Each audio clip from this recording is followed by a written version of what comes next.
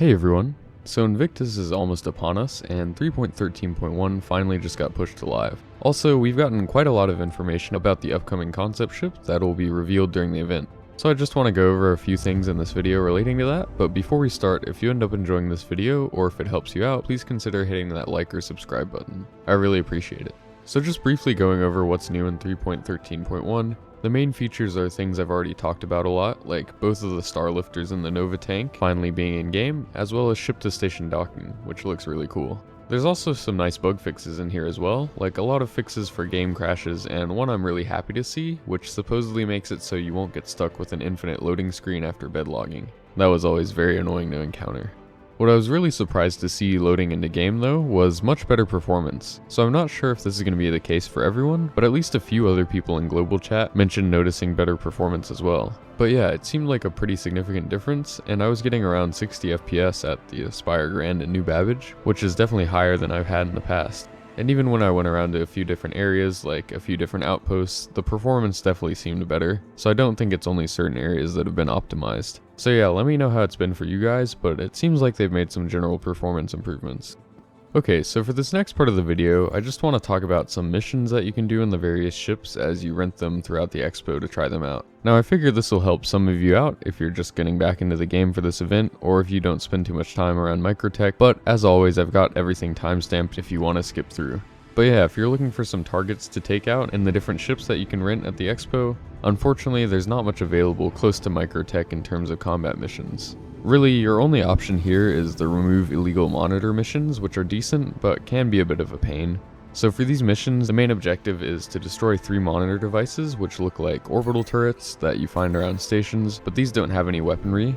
However, they have low signatures, so you're gonna have to hit tab and scan around for them. This is honestly the most difficult part of the mission, and I got lucky here and they were all grouped up, but oftentimes they'll be spread out. So try to remember what areas you've already scanned, and try to thoroughly scan the surroundings of the comm arrays. They aren't gonna do much in the way of fighting back, but at least when you blow them up you get some nice fireworks. If you do want some more capable opponents though, if you stick around the mission area, the game will usually get around to spawning in some enemies for you. I believe these enemies are intended to spawn in as you're trying to take out the monitors in order to slow you down as you do so, but they've been having issues lately with things spawning in a timely manner. In this instance, after I completed the mission already, I had a very odd set of enemies spawn in with 2 caterpillars. This was a bit annoying because I couldn't do very much to those large shields in the stock arrow here, but again, if this happens to you, the enemy ships aren't the primary objective, and you don't have to deal with them if you don't want to. So yeah, if you're in a fighter and you have that limited quantum travel range, these missions are a decent option if you just want some explosive targets to shoot at, and don't want to have to go too far to find them. One other thing not entirely related to ship combat missions, but that I thought was interesting, is the 890 jump mission seems to be broken right now, or at least it was when I tried it out. So this mission only shows up intermittently, but when it does it'll be listed as urgent boarding action in progress, and normally it involves you going over to an 890 and clearing out some hostiles that are supposedly hijacking it. So I went to check it out because it usually does spawn a few enemy ships that you have to take out for the first part of the mission, but not only did it not spawn any enemies in this instance, but I was able to actually access the pilot seat when I made my way to the bridge, so I ended up being the hijacker. So no guarantees that it'll be like this every time, or that they won't hotfix this away pretty soon, but yeah, if you see this mission, you might be able to snag yourself a free 890 jump to fly around in for a little while, and that's a pretty fun experience, so yeah, it might be worth your time to do that. Also, if you want to check out what the ship and its massive hangar is capable of, go ahead and check out my recent livestream. We had a lot of fun testing it out. Okay, back to ship combat missions though. If you really want to test out a ship, you're going to have to leave Microtech to get some real missions. The 2 best options for this are Crusader and Hurston, since they both have bounty hunting missions as well as ECN alerts, and between the 2 of these, you'll be able to encounter a wide variety of targets. Now if you haven't been doing any bounty hunting missions in the most recent patch, you will have to spend a bit of time going through some certification missions to unlock those harder targets, but you can always party up with someone who's done them already if you just want to fast track to some of the more challenging ones. As for the ECN alerts, they're all pretty easy, but you get 4 targets to take out for not much time invested, so I think they're a good chance to try out some of the military ships from Invictus.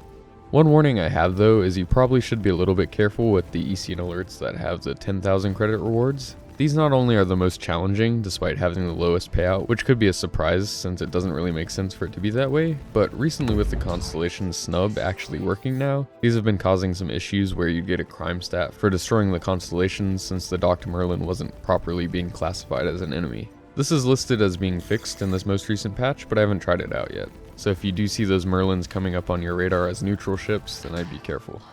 But yeah, if you hang out around Hurston or Crusader, you'll have access to both of these mission types, and with bounty targets going all the way up to hammerheads for the extremist target missions, you can find a challenge for most ships, especially with those stock loadouts.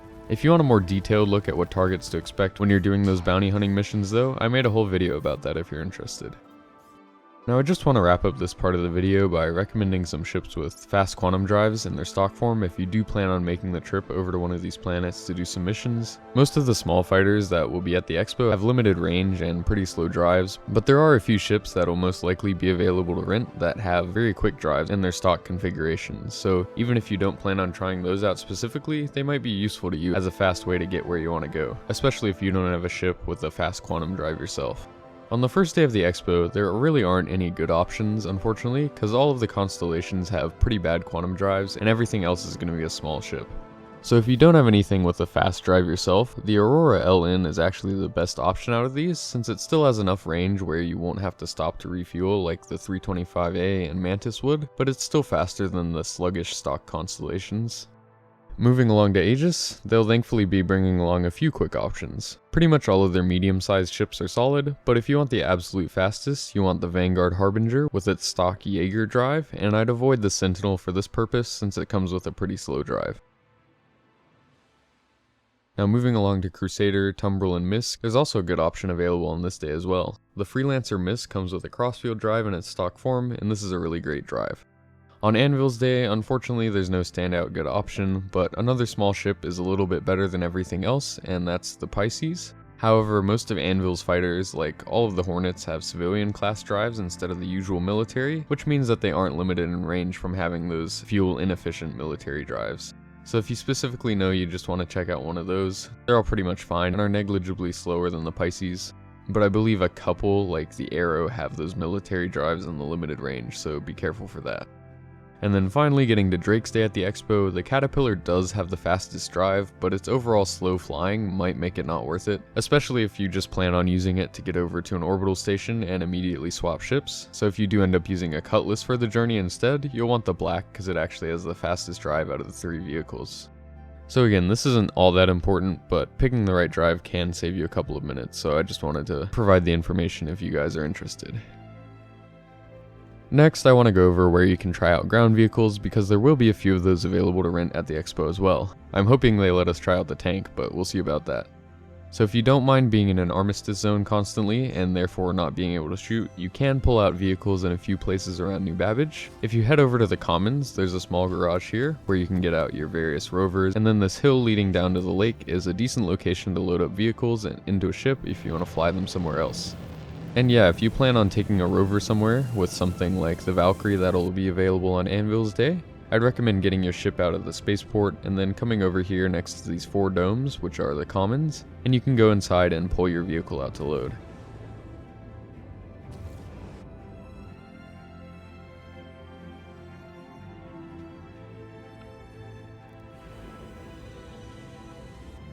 There's also a bigger garage at the spaceport, which is another decent option, but I find it a bit harder to land nicely over here with all the trees and rocks.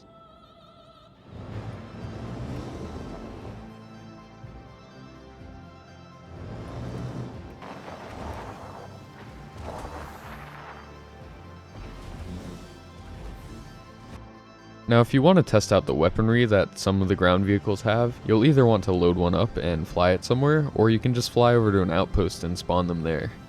So you can see here that I went to one of the Shubin mining facilities on Calliope over here, and you should be fine going to any of the mining facilities. And once you get there, you can head on over to this little blue building, which has a terminal inside for you to spawn in your vehicles. Then if you want to test out those guns, you only have to drive a little ways away from the outpost and you'll be out of any sort of armistice zone and will be free to do so. Next, I wanted to briefly mention the ever popular Invictus leather jacket again.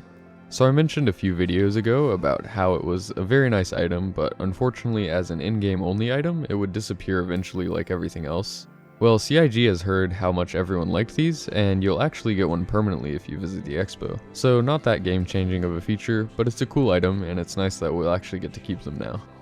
Now for this last part of the video, I just want to very briefly talk about the upcoming concept ship, and a few things that have leaked out. So if you want to wait for the official reveal, then I'd skip this part. So this ship is confirmed to be called the RSI Scorpius, and I was also very happy to see that it's going to be another heavy fighter. Now it looks like it's going to be a bit smaller than the Vanguard, but it seems to be on the same level in terms of firepower. It also seems to be similar to the Vanguard and having some kind of odd choices on how that level of firepower is achieved, with what looks to be 8 size 3 weapons. Now don't get me wrong, that's a ton of damage output, but with the somewhat small size 3 weapons that it looks to have, your range is going to be somewhat limited, although not as limited as the Vanguard's size 2 nose guns. And then besides that, the other standout features of the ship are the top turret with 4 of the size 3 weapons that moves along these rails to either face forwards or backwards. It doesn't look like it can pivot too much to the side, but it looks like it can be controlled by a second person and even fired while in that retracted backwards facing position, so that could be an interesting feature on a fighter like this. Especially since as a heavy fighter it'll probably be a little bit slower than those light fighters. So yeah, I want to wait until we get the official reveal to make a more thorough video on this ship, but I do like how it looks, kinda like an X-Wing, and I hope it's a worthy competitor to the Vanguard. We definitely need some more ships in that space, and it's cool to finally have a fighter from RSI. So anyways, that's all I have for this video. I'm pretty excited for Invictus and all the sales and concept ship stuff that'll be happening, but I want to hear what you guys think as well in the comments. So if you enjoyed this video, please consider leaving a like and or subscribing, and if you really want to help me out, you can become a channel member by hitting that join button. Thanks for watching!